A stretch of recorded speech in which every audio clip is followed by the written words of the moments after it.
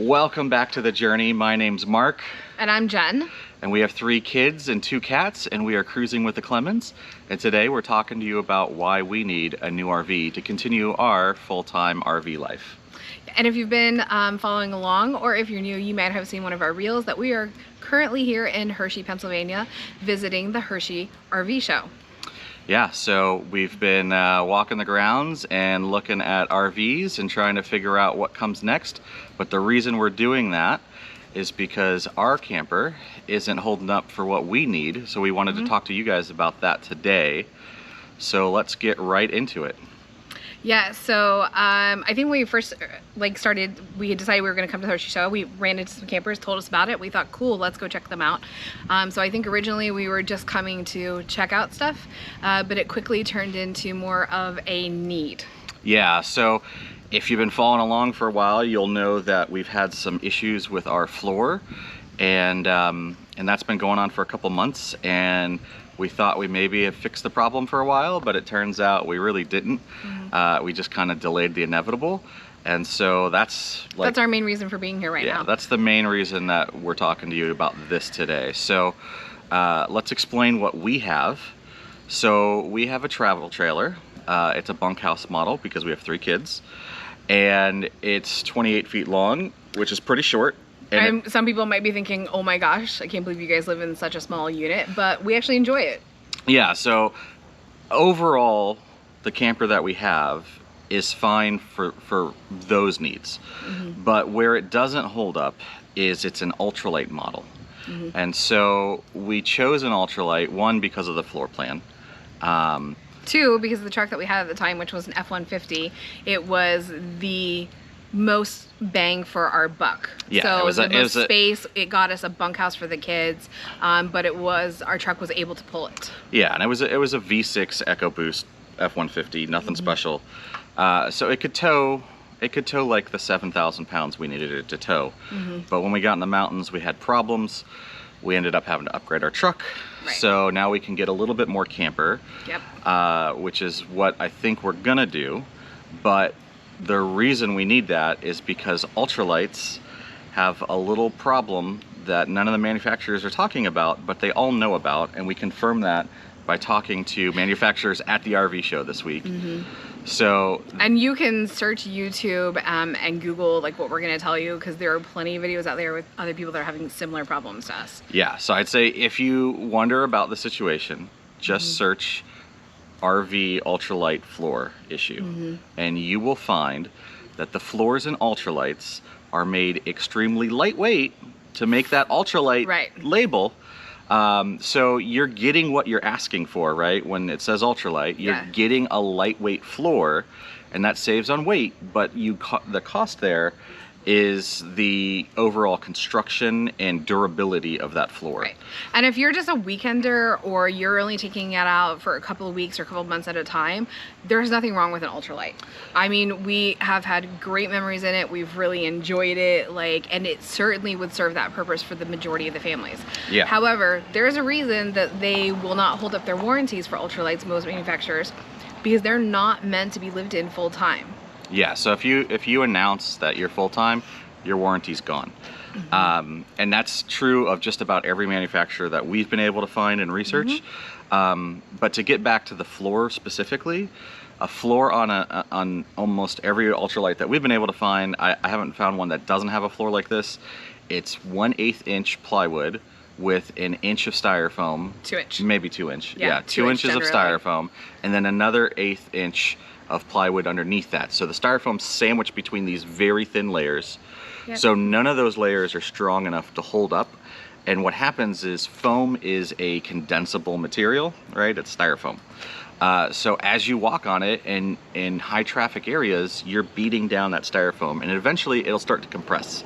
And when it compresses, you get soft floors. Right. So we had somebody come out and look at our floors to verify that there wasn't any water damage, and we did not have that problem.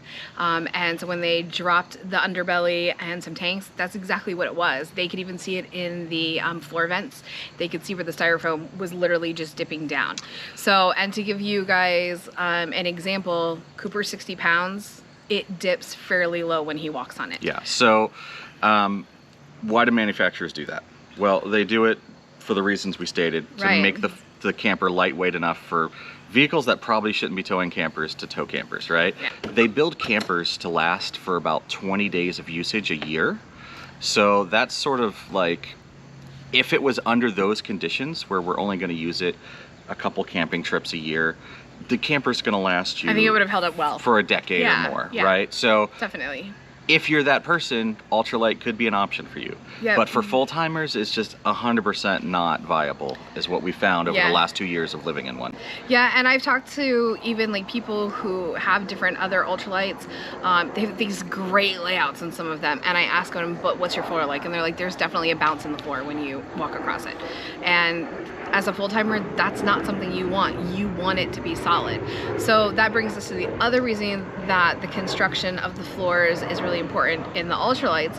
Not only the actual materials, you know, thinner, and they use the styrofoam to help lighten the overall camper, but the beams on the frame itself are further apart. Yeah. So on a normal regular camper, you're generally gonna find beams at like every 12 inches. 12 to 16, I think, yeah. And then on ultralights, you're more likely to find them 16 to 18 inches apart.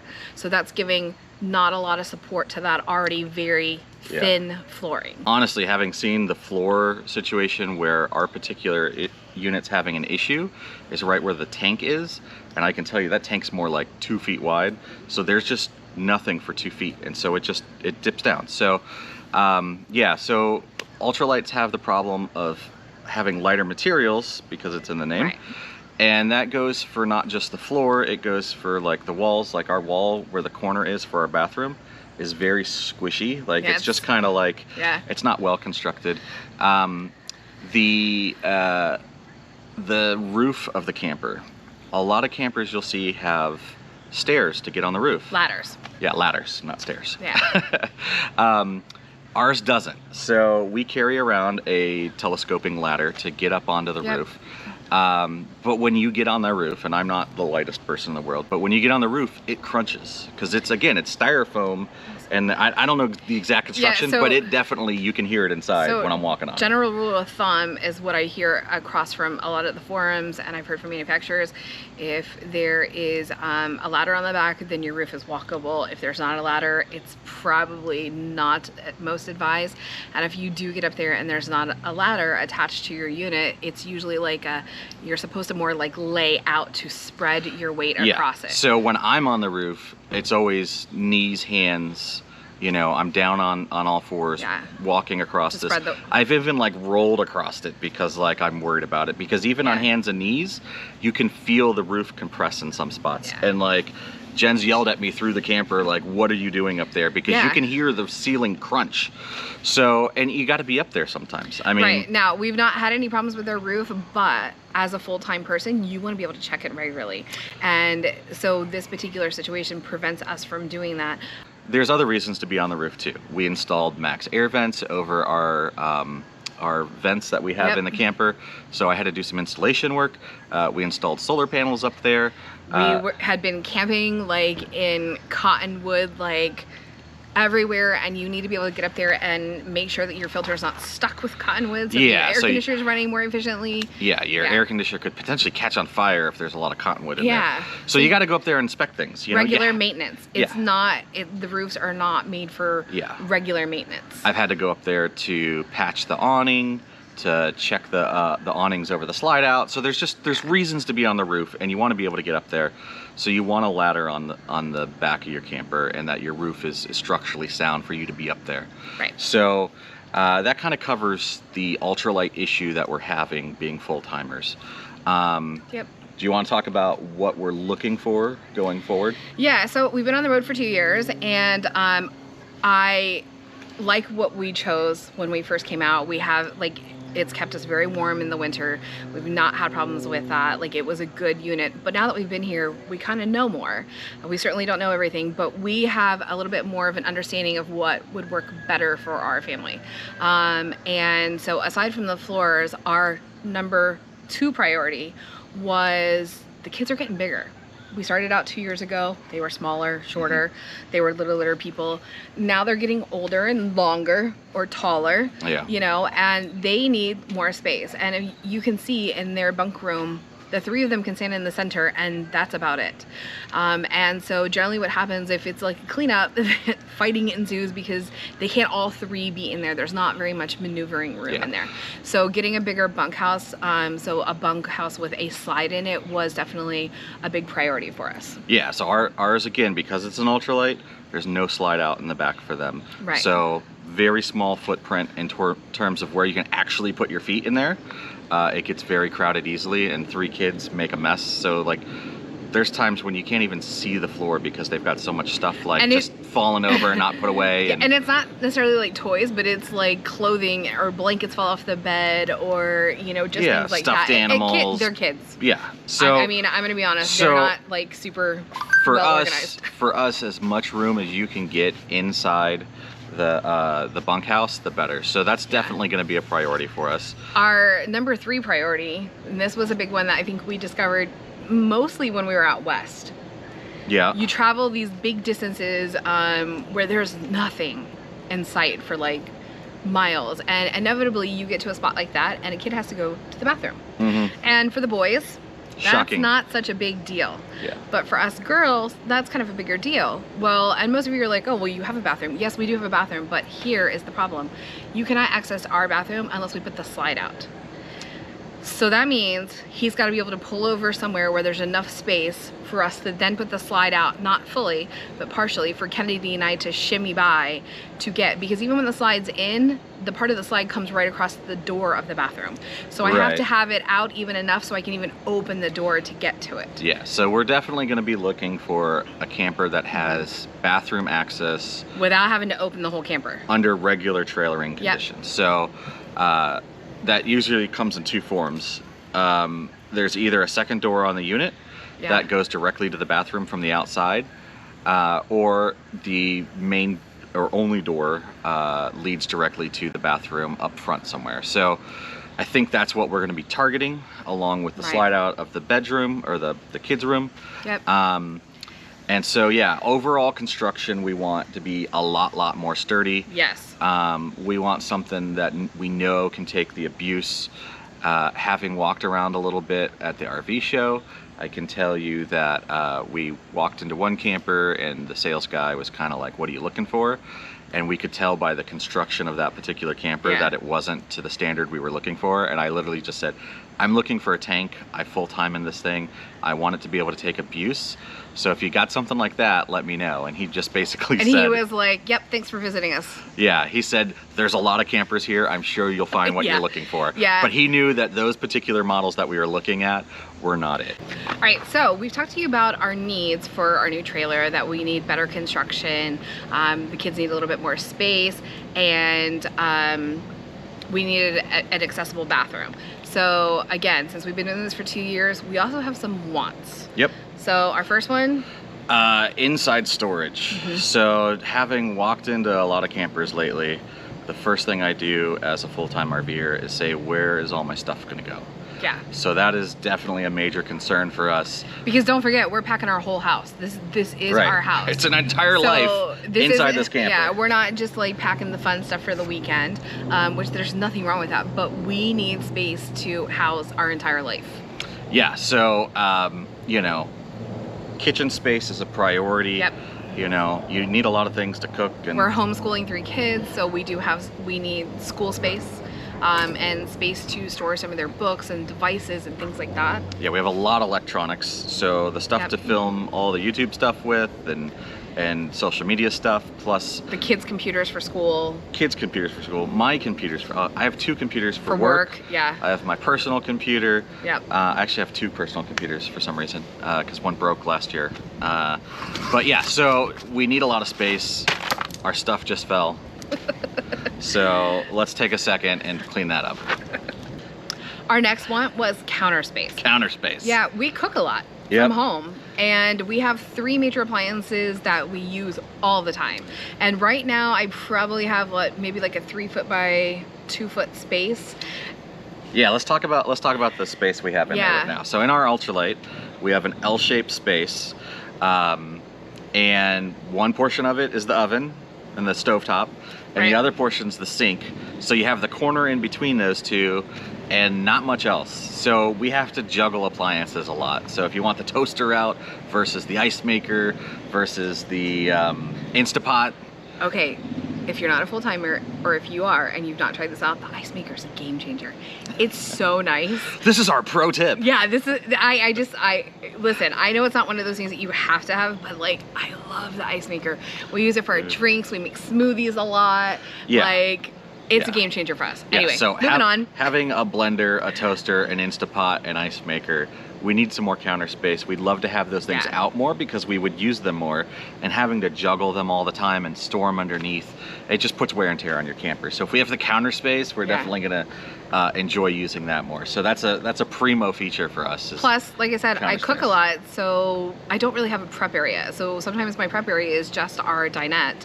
And a lot of times it's the dinette. Yeah, I would say 99% of the time it's the dinette, and never really somebody sitting there because there's not a lot of sitting space. Yeah. And or somebody's playing a game there. We're probably showing you footage of our overcrowded counter right now because the other portion we have is dishes, right? Dishes always need to be done. Yep. We don't have a dishwasher, right? So we have to wash our own dishes and then set them out to dry. That takes up a ton of counter space. Right, so I'm always exchanging an appliance for dishes. Yeah, I mean, we'll stack like drying dishes like on top of other things, or like I'll be making a sandwich on top of the drying dishes because there's just no counter space right now. Right. So, you know, we make do, we get by. It's not a necessity, but it's definitely a big want for us. Right. If we were gonna upgrade to something, we wanted to have more space because this is the time to do it. So an island for us would be like a big bonus as far as I'm concerned. All right, what's our third one? More space in the bathroom. I'm gonna, as you guys know, Mark and I are not small people, and but I think the average person would even stand in our bathroom and be a little claustrophobic. Yeah. There is exactly room for one person to stand. I literally. You can turn around, but you can't you can't take a side step. You can't There's just no room. So when you're using the restroom, your leg is going to be touching the door. Yeah. And your other leg's going to be touching the cabinet for the sink. And that's the space. And your knees are nearly touching the shower. So that's the kind of space that we have right now, and I'm sure we're showing you footage of that. Yeah. Also, the shower in there is like you put your elbows out and you're touching wall. Which is pretty typical for a lot of RVs, so it's not the shower so much for us. I think it's just the general having just a little bit more space. Yeah. To even just turn around. I mean, it's a constant, and I think it's, you know, some RVs have like awesome, like huge bathrooms, and I'm not saying we need that, but we would just like a little bit more floor space in there where we, you know, the two kids could brush their teeth at the same time, because right now that doesn't happen. Yeah. Sometimes Cooper stands on top of the toilet while somebody else is brushing their teeth. Right, and because we have minimum space, the litter box goes in the shower, so we don't use the shower very much. I think like another like want, but not a necessity as far as I'm concerned, but is a little bit better of an outdoor kitchen for us.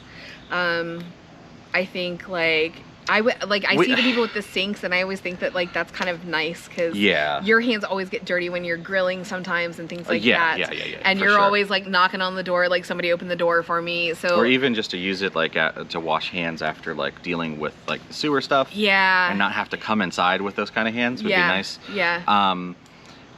We have a kitchen. It's like right here next to us. And it's not bad. It had just like the little propane burners. We took it out for more storage space because we never used it. So we'd love in a little outdoor kitchen space that's a little bit more usable. Yeah. But people have you've probably been hanging, if you're hanging on long enough right now, I would say click the subscribe button and follow along the journey. But to wrap this thing up, what would you like to say about the whole situation? I'm going to tell you, like, for the last couple weeks, it's probably been very wearing on me, and if you watch some of our other videos, you know that I've been very stressed about our floor situation, because every time we walk across it, I'm afraid someone's going to go through and like step on a tank or something like that. So definitely do your homework. Again, I wouldn't, if you're just a weekender or you just take little trips here and there, I wouldn't rule out an ultralight.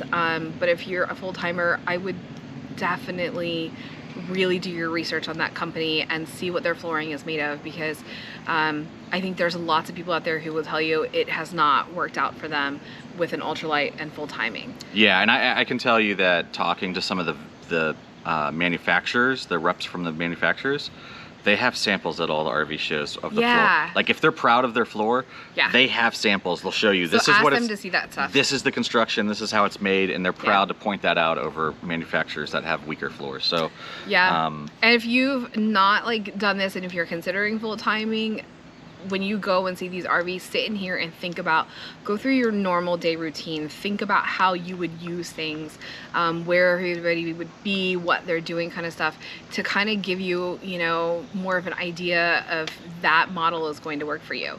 Think about you're driving down the road and you have to pull over to have lunch or to use the restroom. Think about how you're going to handle that, because another thing, like we talked about, like the outdoor kitchen, we figure if we go a little bit bigger, we're probably going to pack a little bit more lunches and eat off the side of the road, or like rest areas and things like that. Because it's going to make it harder to find places to park. Right. So think about those kinds of things. All right, guys. Unfortunately, we lost the rest of our video.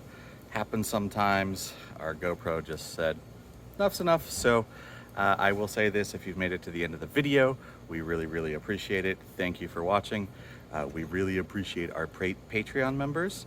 And we've got a bunch of exciting videos coming up in the next couple weeks. So moving into the new camper, what it was like to buy and sell and do all that great stuff. We've got Harvest Host videos. So just a bunch of exciting things coming up. So you want to stay tuned for that. So be sure to hit that notification bell so you know when our next video is going to be uploaded. And thank you for watching.